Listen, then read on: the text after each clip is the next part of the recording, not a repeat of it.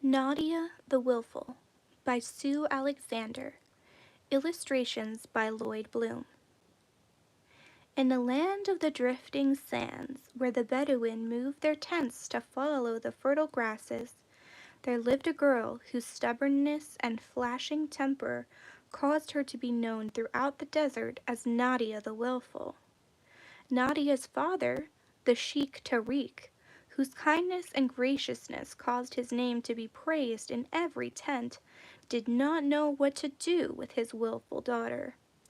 Only Hamed, the eldest of Nadia's 6 brothers and Tariq's favorite son, could calm Nadia's temper when it flashed.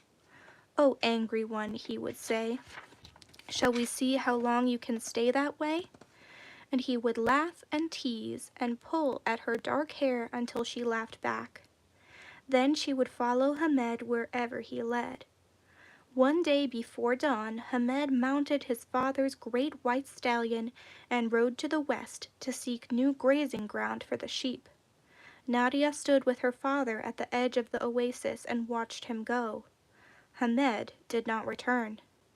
Nadia rode behind her father as he traveled across the desert from oasis to oasis, seeking Hamed. Shepherds told them of seeing a great white stallion fleeing before the pillars of wind that stirred the sand, and they said that the horse carried no rider. Passing merchants, their camels laden with spices and sweets for the bazaar, told of the emptiness of the desert they had crossed. Tribesmen, strangers, everyone whom Tariq asked, sighed and gazed into the desert, saying, "Such is the will of Allah." At last Tariq knew in his heart that his favorite son, Hamed, had been claimed, as other Bedouin before him, by the drifting sands, and he told Nadia what he knew, that Hamed was dead.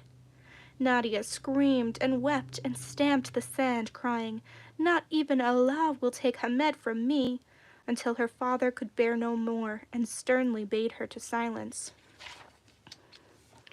Nadia's grief knew no bounds.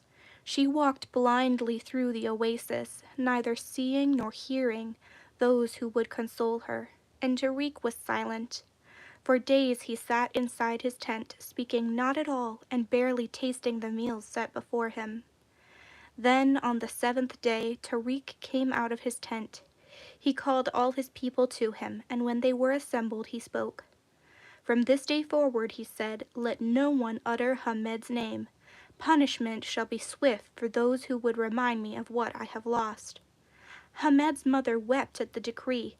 The people of the clan looked at one another uneasily. All could see the hardness that had settled on the sheik's face, and the coldness in his eyes, and so they said nothing, but they obeyed. Nadia, too, did as her father decreed, though each day held something to remind her of Hamed. As she passed her brothers at play, she remembered games Hamed had taught her. As she walked by the women weaving patches for the tents and heard them talking and laughing, she remembered tales Hamed had told her and how they had made her laugh. And as she watched the shepherds with their flock, she remembered the little black lamb Hamed had loved.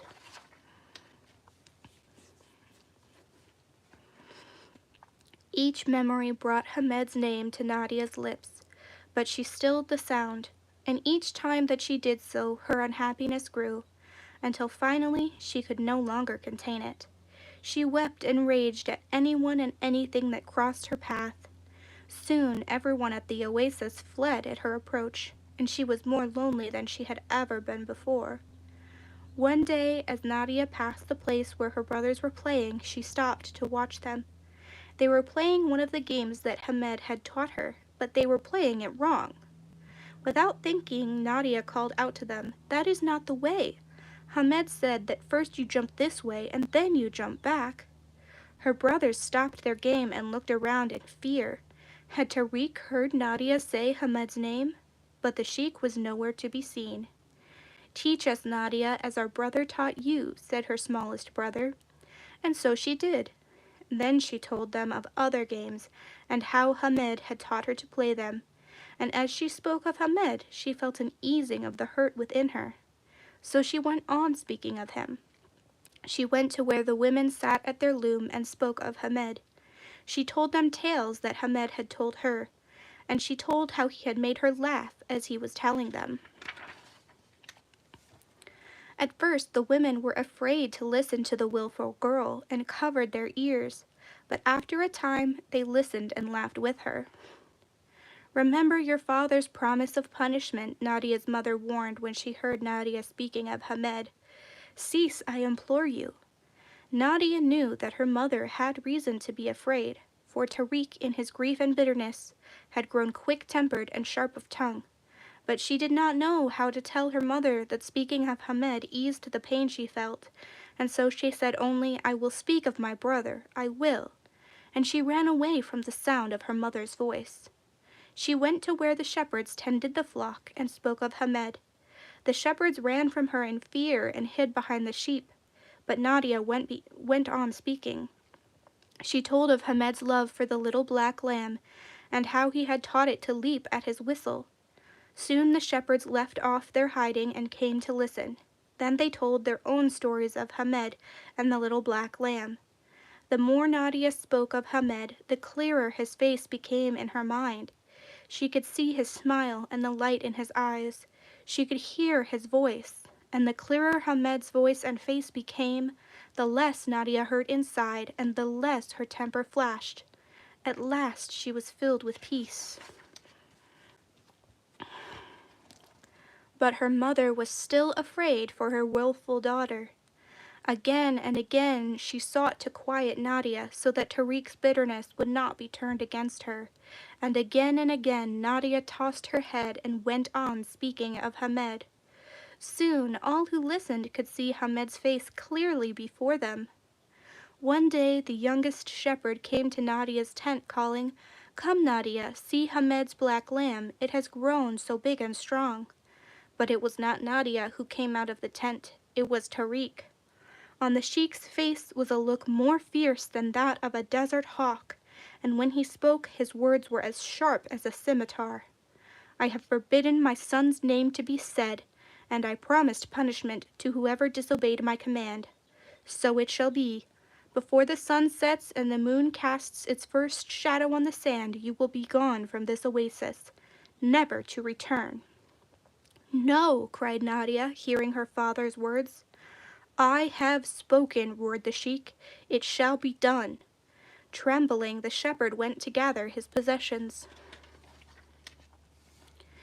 And the rest of the clan looked at one another uneasily and muttered among themselves. In the hours that followed, fear of being banished to the desert made everyone turn away from Nadia as she tried to tell them of Hamed and the things he had done and said. And the less she was listened to, the less she was able to recall Hamed's face and voice, and the less she recalled, the more her temper raged within her, destroying the peace she had found. By evening she could stand it no longer. She went to where her father sat, staring into the desert, and stood before him. "You will not rob me of my brother Hamed," she cried, stamping her foot. "I will not let you." Tariq looked at her, his eyes colder than the desert night. But before he could utter a word, Nadia spoke again. "Can you recall Hamed's face? Can you still hear his voice?" Tariq started in surprise, and his answer seemed to come unbidden to his lips. "No, I cannot. Day after day I have sat in this spot where I last saw Hamed, trying to remember the look, the sound, the happiness that was my beloved son, but I cannot," and he wept. Nadia's tone became gentle. "There is a way, honored father," she said. "Listen." And she began to speak of Hamed. She told of walks she and Hamed had taken, and of talks they had had. She told how he had taught her games, told her tales, and calmed her when she was angry. She told many things that she remembered, some happy and some sad. And when she was done with the telling, she said gently, "Can you not recall him now, father? Can you not see his face? Can you not hear his voice?"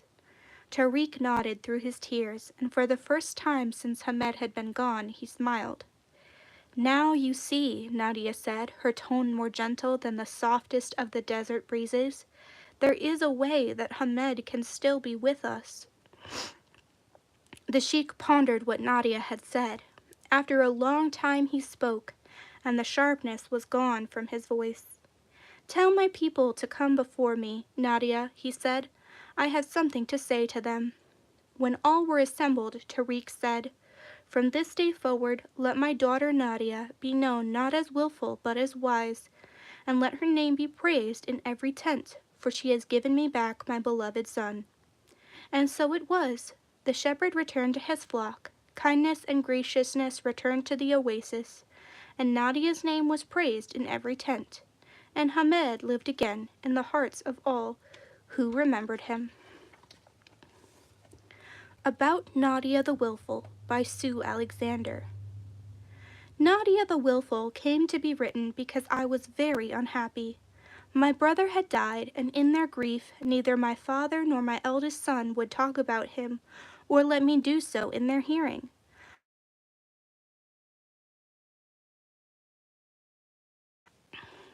I wanted to talk about my brother and the things he had done and said. I was afraid that if he wasn't talked about, he would soon be forgotten. But I didn't know how to say that to my father or my son. So I decided to write a story in which someone died and was talked about, and therefore remembered. In a story I could say what I hadn't been able to say to my father and my son in real life. I knew it would be a hard story for me to write.